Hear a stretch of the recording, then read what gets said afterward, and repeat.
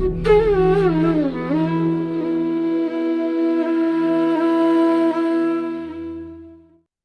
प्रश्न मेरे पास आया है, मैं वहां से शुरुआत करती हूँ कि ज्ञान इतना सरल शब्दों में बताया जा रहा है और बहुत सारे साधक ऐसे हैं जो आकर भी, जुड़कर भी नहीं जुड़ पाए हैं। जो हमारे साथ ग्रुप में है वो बस एक नजर डालते हैं और फिर उनका कुछ विकास नहीं हो रहा। ये जो प्रश्न पूछा है, ये जिस साधक ने पूछा है, ये इसलिए पूछा है, उन्होंने एक दो साधक को और जोड़ा था और जब उन्होंने देखा कि उनका प्रगति नहीं हुई या विकास नहीं हुआ, तो उनका ये प्रश्न आया कि इतना सरल है, साधारण शब्दों में है और वो ग्रुप में भी है, लेकिन वैसे के वैसे ही हैं।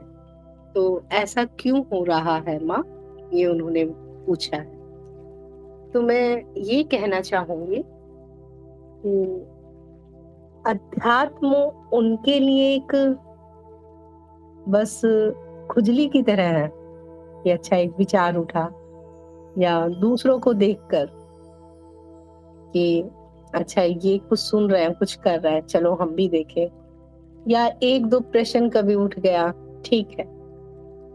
ये क्या है? ये है कि अभी अध्यात्म, मुक्ति या मैं कौन हूँ या ईश्वर क्या है, क्या ईश्वर है या नहीं है, ऐसे प्रश्नों का भी जन्म नहीं हुआ है। अर्थात अध्यात्म उनकी जो एक लिस्ट है उसमें सबसे ऊपर नहीं है, नीचे नीचे है। जो एक लिस्ट होती है हमारी, जो हम एक सूची बनाते हैं महत्वपूर्ण कार्यों की, उसमें अध्यात्म बहुत नीचे है अभी। इसीलिए क्योंकि जो महत्वपूर्ण है हमारे लिए, उसके लिए हम समय निकाल लेते हैं, समय भी निकाल लेते हैं और सब कुछ जो भी हमें एडजस्टमेंट करनी होती है वो कर लेते हैं। जैसे एक उदाहरण देते हैं, अगर हमें मार्केट गए हम और मार्केट में जाके अगर हमें कपड़े खरीदने हैं, तो आपका ध्यान सिर्फ कपड़े की दुकानों पे ही जाएगा। बाकी मार्केट में हजारों दुकान होंगी, हजारों चीजों के लिए दुकान होंगी, लेकिन ध्यान जाएगा क्योंकि कपड़े खरीदने हैं, कपड़ों की ही दुकान पे जाएगा। या अगर आप मार्केट गए हैं और भूख लग रही है आपको, तो आपको सिर्फ और सिर्फ जो ध्यान जाएगा आपका, वो खाने पीने की दुकानों पे ही जाएगा, फिर बाकी की बहुत सारी चीजें दिखाई भी नहीं देंगी। और कभी कभी तो ऐसा होता है कि मार्केट गए और जाके किसी दुकान पे नजर गई, अरे ये दुकान भी यहाँ थी, ये तो हमने आज तक देखी ही नहीं। तो क्यों नहीं देखी? क्योंकि जरूरत नहीं थी, तो कभी ध्यान भी उधर नहीं गया। इसी तरह से अध्यात्म भी है। अध्यात्म भी इतना महत्वपूर्ण उनके लिए नहीं है।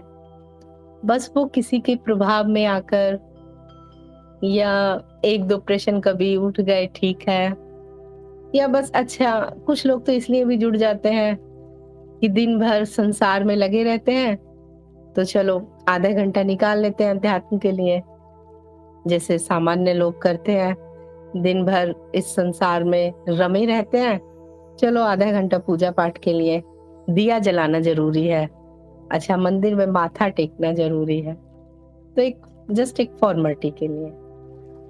जब तक अध्यात्म को आप अपने कार्यों की सूची में सबसे ऊपर नहीं रखेंगे, तब तक कैसे काम चलेगा? जिसके अंदर प्यास है और जिसके जीवन का उद्देश्य यही है कि मैं पहले स्वयं को जान लूं या भगवान को खोज कर रहा हूं कि है या नहीं, या ये जगत क्यों है, क्यों हम यहाँ हैं, उनके लिए अपने आप सारे मार्ग खुल जाते हैं, अपने आप गुरु प्रकट हो जाते हैं और अपने आप ही ज्ञान आने लग जाता है। और वैसे भी कहा भी जाता है ना जिस चीज को हम एकदम दिल से चाह लें, पूरी कायनात लग जाती है उसे हमसे मिलाने में। तो यही कारण है। अगर उनमें कोई प्रगति या उनका कुछ आध्यात्मिक विकास नहीं नजर आ रहा है, तो उनके लिए अभी अध्यात्म इतना महत्वपूर्ण नहीं है। जिनके लिए महत्वपूर्ण है, ऐसे बहुत सारे साधक हैं हमारे साथ जुड़े हुए, बहुत सारे हैं जिनका विकास बहुत तेजी में हुआ है। तो मेरा यही कहना है। और एक चीज मैं और इसमें कहना चाहती हूँ कि जब तक पात्रता नहीं होगी आप में, ग्रहणशीलता, समर्पण, तब तक आप उस ज्ञान को ग्रहण भी नहीं कर पाएंगे। नदी के किनारे बैठे हुए लोग भी प्यासे रह जाते हैं। जिनमें पात्रता है वो बहुत दूर दूर से आके जुड़ जाते हैं। मानव शरीर में जीव के अवस्था के अनुसार चित्त वृत्तियां प्रकट होती हैं और जीव के उस वृत्ति में इच्छा रखने के कारण वृत्ति गतिमान होती है और जीव के उसकी उपेक्षा करने पर वृत्ति शांत हो जाती है, जिसके फलस्वरूप चेतना सहज साक्षी भाव को उपलब्ध होती है। क्या इस अवस्था को पाना ही जीव का मूल धर्म कहा जा सकता है? पहली बात तो विनोद जी, आप जीव पे क्यों अटक गए? आप जीव नहीं हैं। आप जीव नहीं हैं। आप जीव से भी पृथक हैं।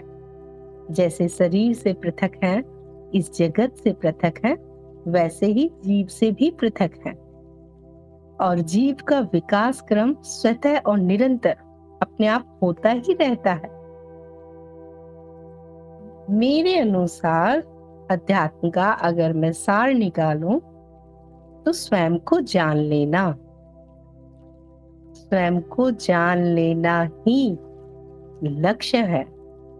जिसने स्वयं को जान लिया, फिर उसके लिए सब कुछ जानना कोई महत्वपूर्ण नहीं रह जाता। और रही जीव की बात, जीव का प्रकृति ने ऐसी व्यवस्था की हुई है कि उसका विकास क्रम स्वतः और निरंतर और अपने आप हो ही रहा है। हाँ, अगर आप स्व चेतना में रहते हैं तो जीव का विकास तेजी में हो जाता है और जीव को जन्म मरण से मुक्ति भी मिल जाती है। मुक्ति जीव को मिलती है, अनुभवकर्ता को नहीं। अनुभवकर्ता पहले से ही मुक्त है। ठीक है, इस अवस्था को पाना ही जीव का मूल धर्म कहा जा सकता है।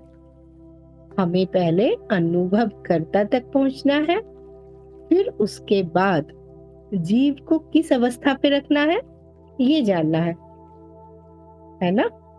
और इसके लिए हम क्या करेंगे?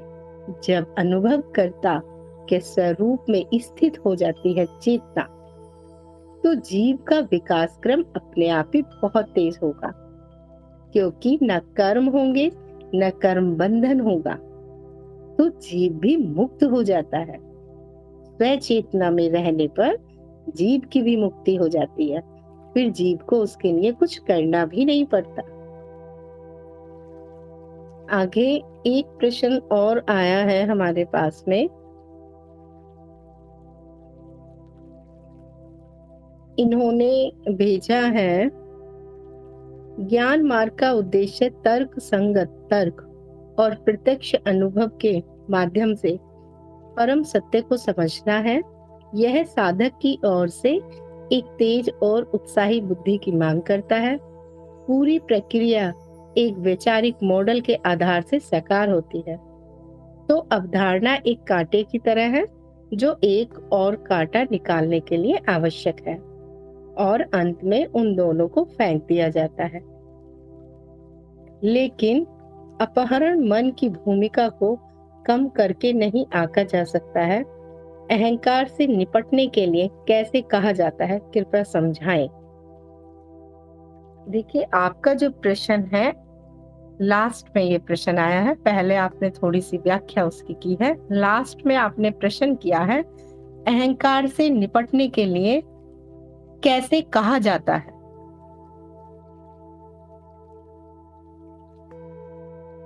अहंकार से निपटने के लिए देखिए, इसको समझ लीजिए। जब भी ये कहा जाता है कि कर्ता भाव को छोड़ दीजिए या मन पे नियंत्रण कर लीजिए, जब भी इस तरह की बातें कही जा रही है तो इसका अर्थ ये नहीं है, या ये कहा जाए कि ये जगत लीला है या माया है या खेल है,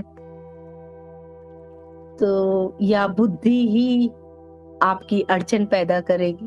तो ये जितने भी इस तरह के वाक्य हैं, उनको ये समझ लीजिए कि उनमें से किसी भी चीज को हमको खत्म नहीं करना है, उनके ऊपर उठ जाना है। क्योंकि अगर आपको लगता है कि माया को हम कुछ कर सकते हैं, तो माया भी अनंत सालों से है, माया भी अनंत है और माया भी विशाल है। उनके अपने नियम चल रहे हैं। चित्त निर्मित जो भी माया है, ये अपने नियम अनुसार चल रही है। इसमें हम कुछ भी नहीं कर सकते हैं। हाँ, इनसे हम ऊपर उठ सकते हैं। जैसे कीचड़ में कमल का खिल जाना है, वो कीचड़ में ही लेकिन कमल की तरह खिल गया। तो अहंकार को हमें यहाँ नष्ट कुछ भी नहीं करना है। ना हमें अहंकार को नष्ट करना है, ना ही हमें माया में कुछ छेड़छाड़ करनी है। किसी भी चीज को हमें कुछ भी नहीं करना है। क्या आत्मज्ञान होने के बाद जगत कहीं चला जाता है? नहीं। क्या आत्मज्ञान होने के बाद हाथ को काटेंगे तो क्या हाथ से खून निकलना बंद हो जाएगा? नहीं। सारी चीज यही होंगी, सब कुछ ऐसा ही होगा, जगत भी वैसा ही होगा, माया भी वैसी होगी, रिश्ते नाते समाज सब कुछ वैसा ही होगा। रूपांतरण किस में होगा? रूपांतरण होगा स्वयं में, जो कि हम आज तक नहीं जानते थे कि मैं कौन हूँ। हम जानते थे कि मैं टीचर हूँ, प्रोफेसर हूँ, इंजीनियर हूँ, या मैं जानते थे कि मैं ये शरीर हूँ, या मैं इस धर्म की हूँ, या मैं इस जात की, या मैं भारतीय। ये जो मिथ्या जो मैं था, जो कि है ही नहीं कभी। मैं का उपयोग सिर्फ व्यवहारिक जीवन में इस उत्तर जीविता को चलाने के लिए, इस समाज में रहने के लिए एक चित्त निर्मित मैं को उत्पन्न किया जाता है। और जब जब हम स्वयं के स्वरूप को जान लेते हैं तो हम इनसे ऊपर उठ जाते हैं। जैसे एक उदाहरण में दूसरा दूं आपको, शायद आपको और समझ में आ जाए। अगर मान लीजिए कि आपके घर में किसी ने बताया कि आपके घर में कुछ नुकसान हो गया है, तो आप परेशान हो जाएंगे, कुछ हानि हो गई है। तो वहां परेशान क्यों हुए? क्योंकि वहां पे मैं और मेरा था। और वही आपको अगर कोई ये बता दे कि नहीं, वो घर आपका नहीं था, तो आप बहुत अच्छा महसूस करेंगे, है ना? जो परेशानी, टेंशन हुई थी, वो कम हो जाएगी। क्यों हुई थी? क्योंकि अब वो नुकसान मेरा नहीं हो रहा, है ना? तो उसी तरह से हमें खत्म किसी को भी नहीं करना है, हमें इनके पार उठ जाना है। जब हम ये जान लेंगे कि मैं सिर्फ साक्षी मात्र हूँ, सिर्फ दृष्टा हूँ, तो अब अहंकार हो या ना हो, वो हमें प्रभावित नहीं करेगा। अब शरीर का कष्ट है या नहीं है, वो अनुभवकर्ता को प्रभावित नहीं करेगा। अब दुख और पीड़ा है या नहीं, वो अनुभवकर्ता को प्रभावित नहीं करेगा। अब कोई गाली देगा या प्रशंसा करेगा, अनुभवकर्ता उससे प्रभावित नहीं होगा। क्यों? क्योंकि अपने स्वरूप को जान लिया। स्वरूप को जान लिया कि मैं सिर्फ इस सारे खेल का दृष्टा हूँ, साक्षी हूँ। ये खेल चलेगा 40 साल, 50 साल, 70 साल। अगर चेतना रहेगी तो चेतना में खेल खत्म होगा, चेतना नहीं रहेगी तो बेहोशी में खत्म होगा। फिर से एक नया खेल इस जीव का शुरू हो जाएगा, है ना? तो अहंकार को भी मिटाना नहीं है, उसको समझ लेना है कि जो अहंकार, क्या मैं माने हुए थे, कि वो सब मिथ्या था। सच क्या है? मैं अनुभव करता हूँ, ये सत्य है। ठीक है? तो मिटाना यहाँ किसी को भी नहीं है। और मिटाओगे भी किसको? कोई नहीं मिटा पाया। इस माया को कोई मिटा पाया? इतने बड़े बड़े गुरु हुए, श्री कृष्ण हुए, रामकृष्ण परमहंस, रमन, ओशो, बहुत बहुत बड़े बड़े गुरु हुए। क्या उन्होंने इस माया के साथ छेड़छाड़ की? नहीं, वो माया से ऊपर उठ गए। वो इन सब से ऊपर उठ गए, अर्थात कीचड़ में कमलवत खिल जाना। सब यहीं रहते थे। गौतम बुद्ध थे, महावीर थे, सब इसी जगत में, सब यहीं थे। बस वो क्या था, माया को माया जान लिया, सत्य को सत्य जान लिया। अब वो माया में रहते हुए भी उससे प्रभावित नहीं थे। जो अति आवश्यक है वो होता रहता है। ये प्रश्न पूछा है, पहले एक बार उन्होंने पूछा था कि ईश्वर है या नहीं है, तो उसका जवाब मैंने उसी ज्ञान चर्चा में उनको दे दिया था। और अब उन्हें लगता है कि ईश्वर है। अच्छी बात है, ईश्वर है तो ठीक है, और जिनके लिए ईश्वर नहीं है वो भी ठीक है। सब कुछ अच्छा है, यहाँ कुछ भी खराब नहीं है। सब बहुत सुंदर व्यवस्थित ढंग से चल रहा है सब कुछ। अड़चन सिर्फ कब आती है, जब हम कर्ता भाव लेके बीच में घुस जाते हैं। तो इनका ये प्रश्न आया है कि जब भगवान है तो फिर दुख क्यों है। देखिए, पहले तो अब आप मानने लगे हैं भगवान है, फिर दोबारा कह रहे हैं दुख क्यों है। पहले तो ये बताइए कि अगर भगवान है तो भगवान पे श्रद्धा है या नहीं। आप जिस तल पर हैं, मैं उत्तर उसी तल पर ही आकर दूंगी। अगर आपके लिए भगवान है और आप कहते हैं फिर दुख क्यों है, तो इसका मतलब भगवान पे श्रद्धा नहीं है। अगर भगवान पे श्रद्धा आपकी है और आप मानते हैं ईश्वर है, तो फिर वो जैसा कर रहा है उसे वैसा ही स्वीकार कर लीजिए। फिर उसमें आप अपनी चॉइस क्यों डाल रहे हैं कि अच्छा हो और बुरा ना हो, सुख सुख हो और दुख ना हो। जब ईश्वर है तो चलने दीजिए, उसी की मर्जी चलने दीजिए। अब दुख हो या सुख हो। हाँ, अब इसको दूसरे नजरिए से देखते हैं। दूसरा नजरिया ये है कि जगत में दुख क्यों है। अब अगर आप स्वयं को जीव पर रख देते हैं कि मैं जीव हूं, मैं ये शरीर हूं, मिथ्या वाले मैं पे रख देते हैं अगर, तो जितने भी दुख हैं उस सारे दुखों का कारण आप स्वयं हैं। ऐसा कोई दुख नहीं है जिसका कारण आप नहीं है। चाहे तो अभी भी आप अपने 2-4 दुख बता सकते हैं, और अगर उस पे मनन किया जाए तो कारण आप स्वयं निकलेंगे। किसी भी तरह का कोई भी दुख दूसरे के द्वारा दिया हुआ नहीं है।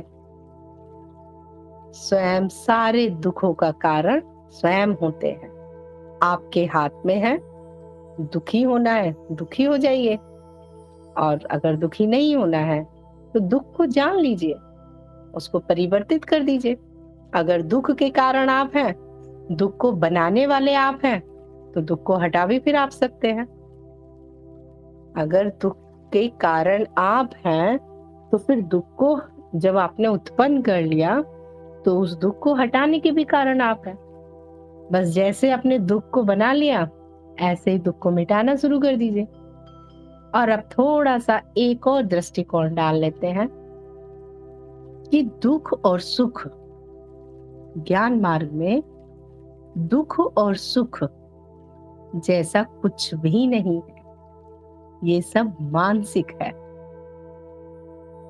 एक वस्तु से कोई दुखी हो सकता है, उसी वस्तु से किसी को सुख मिल सकता है। ये सब मानसिक है। तो ये 2-3 दृष्टिकोण हैं दुख और सुख के। पहला तो ईश्वर है तो ठीक है, फिर उसी की चलने दीजिए, जैसी तेरी मर्जी। दूसरा, अगर आपको लगता है कि आप जीव हैं तो आप ही कारण हैं सारे दुखों के। मिटा दीजिए उन कारणों को, हटा दीजिए। सब कुछ आपके हाथ में ही है, कुछ भी ऐसा नहीं है कि आपके हाथ में नहीं है। और अगर आप अनुभवकर्ता पे हैं तो ना दुख आपके है ना सुख आपके है, सब कुछ चित्त निर्मित है, सब कुछ मानसिक है और चित्त निर्मित है। और भी 2-3 दृष्टिकोण हो सकते हैं, अगर किसी के पास और भी है तो वो भी साझा कर सकते हैं, साधकों को उससे लाभ मिलेगा। आगे एक और बहुत अच्छा ये प्रश्न मेरे पास आया था, इसको भी ले लेते हैं। ये थोड़ा सा संसारिक प्रश्न है, अध्यात्म इसमें कम है। इन्होंने पूछा है कि आर्थिक व्यवस्था ठीक नहीं है, जिसके चलते अध्यात्म में इतना ध्यान नहीं जा पाता है। तो संसारिक है लेकिन अध्यात्म से भी जुड़े हुए हैं। साथ में इन्होंने अध्यात्म को भी एक लाइन लिख दी है कि जिसके चलते अध्यात्म में ध्यान नहीं जा पाता है हमारा। तो इसके विषय में मैं यही कहूंगी कि सबसे पहले आर्थिक व्यवस्था को ठीक करिए, भूखे पेट भजन ना होए।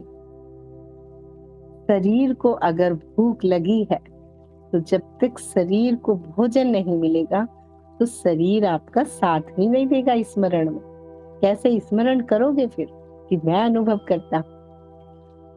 क्योंकि शरीर एक इतना सुंदर प्रकृति के द्वारा दिया हुआ उपहार है कि इसी के माध्यम से इसका इस्तेमाल करते हुए, प्रयोग करते हुए ये हमारी सहायता करता है सत्य तक पहुंचने में।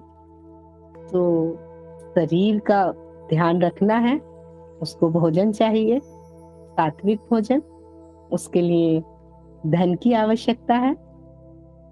तो बिल्कुल पहले आप अपनी आर्थिक स्थिति को ठीक करिए। अब आर्थिक स्थिति को कितना ठीक करना है वो सीमाएं आप बनाइए कि बस 2 रोटी और 2 कपड़ा, एक छोटा सा घर, इसी में अगर मैं संतुष्ट हूँ फिर अध्यात्म है तो ठीक है। या अब घर है तो एसी भी हो, कपड़े 2-4 ना हो, 5-10 हो जाए, खाना भी सादा दाल रोटी से काम नहीं चलेगा, मटर पनीर ही चाहिए, वो भी हो सकता है। या और भी कुछ। तो कहाँ पे आपको सीमा बनानी है अपनी अर्थव्यवस्था की, ये आप देख लीजिए। लेकिन इसका एक और मैं बोलना चाहूंगी, अगर आप अध्यात्म में जब आ जाते हैं और समर्पण कर देते हैं अपने गुरु पे या इष्ट पे या उस परम शक्ति पे, तो अर्थव्यवस्था अपने आप ठीक भी होने लगती है। लेकिन उसके लिए आपका समर्पण बहुत जरूरी है। प्रथम नंबर पर अध्यात्म होगा तो अध्यात्म में आने वाली अड़चने वो स्वयं गुरु क्षेत्र उसका समाधान खोज देता है। और अगर पहले आपको लगता है कि इतना भी श्रद्धा नहीं है गुरु क्षेत्र पर, तो कोई बात नहीं, आप अपने से भी अपनी अर्थव्यवस्था को ठीक कर सकते हैं। लेकिन सीमा जरूर बना के चलिएगा, क्योंकि जब माया में पैर रखते हैं तो वहां कोई सीमा नहीं होती, संतुष्टि नहीं होती। वहां एक रोटी से काम नहीं चलेगा, फिर धीरे धीरे इच्छाएं बढ़ती चली जाएंगी। तो प्रत्येक व्यक्ति को पहले अपना मूलाधार मजबूत कर लेना चाहिए। और जो बहुत ज्यादा जिज्ञासु हैं, जिन्हें कोई फर्क नहीं पड़ता है, तो उसके लिए तो फिर अपने आप गुरु क्षेत्र काम करता है। उनको क्या करना है क्या नहीं करना है ये फिर गुरु क्षेत्र की हेडक हो जाती है। फिर साधक की ये चिंता भी नहीं रहती कि कैसे अब हमारा काम चलेगा, खाना पीना रहना। और बहुत सारे तो ऐसे भी साधक देखे हैं, सब गुण संपन्न, गुण नहीं कह सकते, सब कुछ से संपन्न है, सुख सुविधाओं से, फिर भी नहीं अध्यात्म में आ रहा है, फिर भी लालच और हो जाए, अभी इतना बैंक बैलेंस है, थोड़ा सा और हो जाए, अभी तो उम्र भी नहीं है, अभी तो बच्चे छोटे हैं, अभी तो ये काम है, अभी तो शादी करनी है बच्चों की, अभी तो घर ठीक करना है, घर नया लेना है बड़ा सा। तो सीमाएं अगर नहीं बनाएंगे तो इसमें फंसते चले जाएंगे। संतुष्टि कितने में है आपको, वो आप खुद देखिए। कितने में आप संतुष्ट हो जाएंगे, उतना देखने के बाद फिर अध्यात्म में आ जाए।